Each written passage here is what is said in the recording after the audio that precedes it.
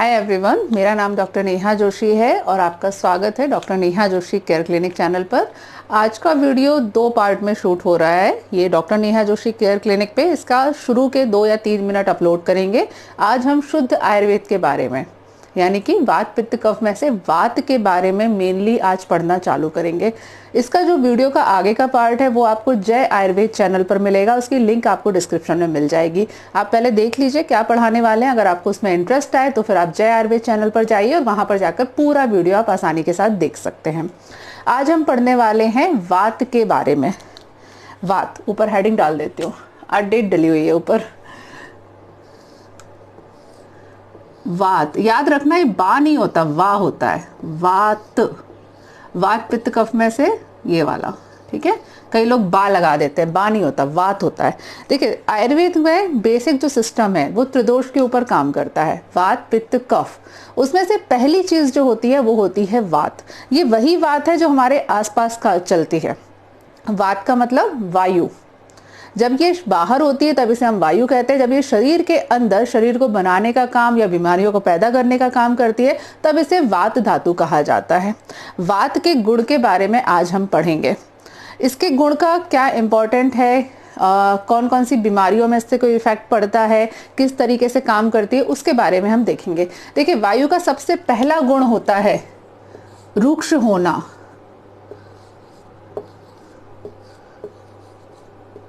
रुक्ष, रुक्ष का मतलब होता है ड्राई।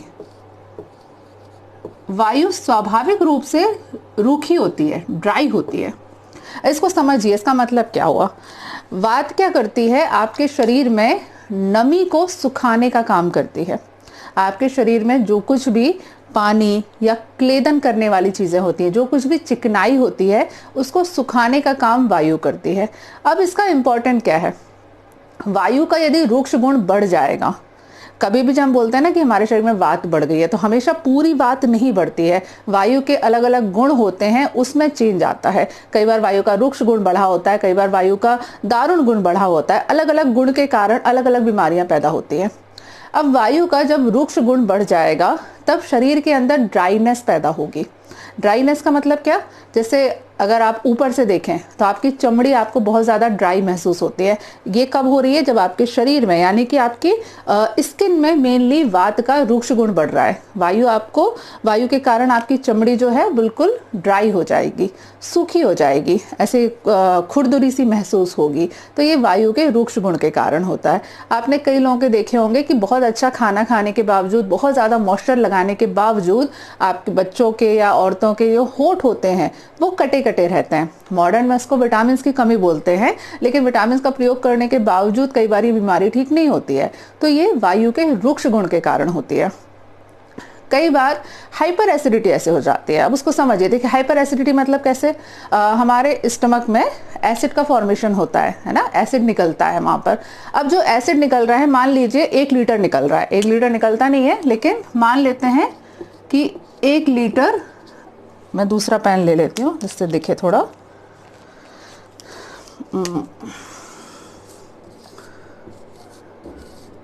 1 लीटर एसिड निकलना था, इसमें 5% की मात्रा में था HCl जो कि आपके पेट में निकलता है, और बाकी 95% में था पानी।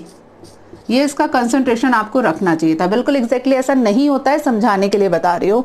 अब अगर किसी व्यक्ति के अमाशय में, अमाशय यानी कि स्टमक जहाँ से एसिड निकलना चाहिए था, वहां पर वायु का रुक्ष गुण बढ़ा है, वायु का रुक्ष गुण बढ़ा हुआ है। तो ये वायु का रुक्ष गुण क्या करेगा, पानी को सुखाने का काम करेगा। अब पानी जब सूख जाएगा तो क्या होगा, जो एसिड का कंसंट्रेशन है वो ज्यादा हो जाएगा, यानी कि ज्यादा कॉन्सेंट्रेटेड, ज्यादा एसिडिक यहाँ से एसिड का फॉर्मेशन होगा। अब इस कंडीशन में अगर पेशेंट हाइपर एसिडिटी के लिए मेडिसिन लेता है तो वहाँ उससे फायदा नहीं होगा। ऐसी कंडीशन में आपको वायु के रुक्ष गुण को ठीक करना पड़ेगा। अदरवाइज क्या होगा कि आपको कुछ समय के लिए आप एंटासिड ले लोगे, जो कि मॉडर्न के रहते हैं, एसिलॉक जो बहुत फेमस मेडिसिन है, या रेबिप्राजोल, पेंटाप्राजोल, या जो एंटासिड आते हैं, आप उनका प्रयोग करोगे, कुछ समय के लिए फायदा हो जाएगा। लेकिन अगर आपके वायु का रुक्ष गुण यहाँ पर स्वाभाविक अवस्था में नहीं आया, जो प्रकोप हो रखा था वो स्वाभाविक अवस्था में नहीं आया, तो आपको बार बार हाइपर एसिडिटी की प्रॉब्लम होगी। यहाँ तक हमने पढ़ा वायु के रुक्ष गुण के बारे में। ठीक है, रुक्ष गुण के और भी इंपॉर्टेंस है। आपने हाइपर एसिडिटी के लिए पढ़ लिया, स्किन के लिए पढ़ लिया, हमारे जो पैरालिसिस की प्रॉब्लम होती है ना, जिसमें शरीर पूरा अकड़ जाता है, एक तरीके से आपका मूवमेंट बंद हो जाते हैं, उसमें भी वायु के रुक्ष गुण की वृद्धि होती है। वायु का जब रुक्ष गुण बढ़ जाता है तो ये आपके नर्व को, ब्लड वेसल को सुखा देता है, यानी कि ब्लड सप्लाई को कॉम्प्रोमाइज होना पड़ता है, ब्लड सप्लाई कम हो जाती है उस ऑर्गन में वायु के रुक्ष गुण के बढ़ने के कारण। तो ये अलग अलग बीमारियों की पैथोफिजियोलॉजी है। देखिए एक बात ध्यान रखिए, ये सब आपको समझ लेना है, इंपॉर्टेंट है। आप लोगों की बहुत इच्छा थी आयुर्वेद पढ़ने की, इसलिए मैं पढ़ा रही हूँ आप लोगों को, लेकिन इसको ना अपनी पर्सनल लाइफ में अप्लाई करना अभी से चालू नहीं करना है। जब भी कोई बीमारी होती है, मैंने अभी एग्जांपल आपको दिया हाइपर एसिडिटी का, बीमारी जब भी होती है तो अकेले वात के कारण कभी नहीं होती, तब वहां पर वात पित्त कफ होंगे, स्थान संशय होगा, सप्त धातुएं होंगी, उनके कॉम्बिनेशन बनेंगे, और कितना ज्यादा दुष्टि हुई है, गुरु व्याधि है, लघु व्याधि है, बहुत सारी चीजें होती हैं जो मिलके बीमारियों को पैदा करती हैं। एक अकेला रीजन नहीं होता है। तो आपको ऐसा नहीं करना है कि आप मेरा वीडियो देख लो और अगले दिन से आप खुद अपना ट्रीटमेंट करना चालू कर दो, ऐसा नहीं करना है। आप लोगों को सीखना था, समझना था, इसलिए ये सारे कॉन्सेप्ट आपके साथ क्लियर कर रही हूँ। तो आराम से ओपन माइंड के साथ में ये सारी चीजें समझनी है। ठीक है, अब रुक्ष के बारे में मैंने आपको बता दिया। अगर यहाँ तक आपको इसमें इंटरेस्ट आया है तो अब आप जाइए जय आयुर्वेद चैनल पर, लिंक आपको डिस्क्रिप्शन में मिल जाएगी। जय आयुर्वेद चैनल है, उस पर हम शुद्ध आयुर्वेद के इसी बारे में जो अभी तक आपने समझा उसी को आगे कंटिन्यू करेंगे। और अगर इंटरेस्ट नहीं है तो यहीं से स्किप कर दीजिए, अपने नॉर्मल कमेंट कर सकते हैं। लर्निंग आयुर्वेद चैनल पर नॉर्मल जो हम वीडियोस आते हैं वो ऑलरेडी आते रहेंगे। ठीक है, अब ये पहला गुण हमने पढ़ लिया, वायु का रुक्ष। वायु का दूसरा इंपॉर्टेंट गुण होता है, ठीक है, दो गुण है, दोनों को साथ में लिख रही हूँ, दोनों आयुर्वेद में अलग अलग बोले जाते हैं, लेकिन जनरल मार्कर नहीं खुल रहा जनरल एप्लीकेशन के लिए दोनों चीजें सेम है। ठीक है, तो दूसरा गुण आएगा वो है सूक्ष्म। सूक्ष्म का मतलब समझ ही रहे हैं, बहुत सारा छोटा। दूसरा इसको लघु। वायु का दूसरा ये गुण होता है कि वायु सूक्ष्म है और लघु है। इसका मतलब क्या है, वायु शरीर के छोटे से छोटे स्त्रोतस में जा सकती है। स्त्रोतस क्या है वो हम आगे पढ़ेंगे आपके समझने के लिए। वायु हमारे शरीर का कोई भी छोटे से छोटा पार्ट है, एक सेल है, एक नर्व है, एक न्यूरॉन है, उसमें भी वायु जाके प्रकोपित अवस्था में हो सकती है। वायु प्रकोप कर सकती है, वायु बीमारियां पैदा कर सकती है, वायु उसके अंदर जा सकती है। ये वायु का गुण होता है। अब इसका इंपॉर्टेंस क्या है, देखिए मान लीजिए कोई व्यक्ति सुपारी का ज्यादा सेवन करता है। सुपारी का गुण होता है सूक्ष्म होना, सुपारी भी सूक्ष्म होती है, शरीर के छोटे से छोटे स्रोतस में जाके बीमारियां पैदा करती है। तो अब अगर वायु के सूक्ष्म गुण में वृद्धि होगी, सुपारी खाने की वजह से और भी चीजें होती है इसकी वजह से वृद्धि हो सकती है, सूक्ष्म गुण के अंदर वृद्धि होगी तो क्या होगा, शरीर के जो स्रोतस होते हैं या शरीर के जो ऑर्गन होते हैं वहां अंदर से पेन उठता है। आप लोगों को कई बार ऐसे पेशेंट दिखाई देंगे जो बोलेंगे कि हमारे घुटने में दर्द होता है। जब आप उनका एग्जामिनेशन करेंगे तो आपको घुटने में ना ही कोई सूजन महसूस होगी, ना ही घुटने की मूवेबिलिटी यानी कि उसका जो मूवमेंट होना चाहिए उसमें भी कोई दर्द नहीं है, लेकिन वो बोलेंगे कि अंदर से एक टीसन सी मचती रहती है, एक दर्द उठता रहता है।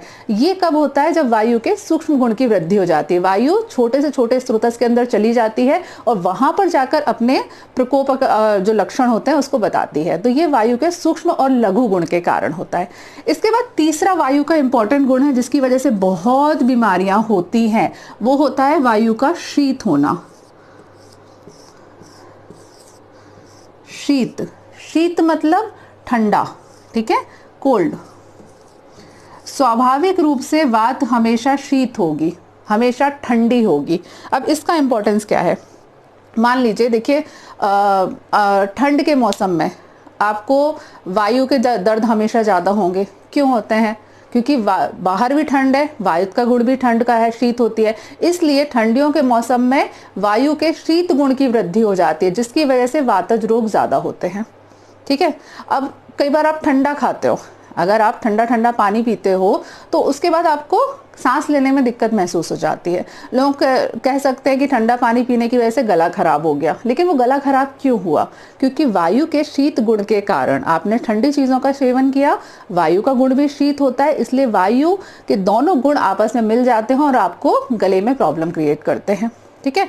हाथ पैरों का दर्द होना, ये भी वायु के शीत गुण के कारण हो सकता है। आपने ठंडी ठंडी चीजें खाते हो तो आपके शरीर में वात का प्रकोप होने लगता है। ठीक है, तो ये वायु का एक और इम्पॉर्टेंट गुण है जिसकी वजह से बीमारियां होती है। जितने भी वातज रोग होते हैं वो हमेशा ठंड के सीजन में थोड़े बढ़ जाते हैं। उसका इम्पॉर्टेंट कारण यही है, क्योंकि वायु का शीत गुण और जो बाहर पर्यावरण में शीतता है, जो ठंडा है, दोनों आपस में मिल जाते हैं और उसकी वजह से वातज रोग ज्यादा होते हैं। ठीक है, ये वायु के इंपॉर्टेंट गुण है। इसके बाद वायु का एक गुण होता है,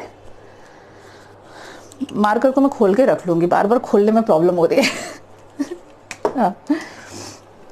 वायु का चौथा गुण है चल। वायु सामान्य रूप से हमेशा चलती रहेगी, ये रुक नहीं सकती।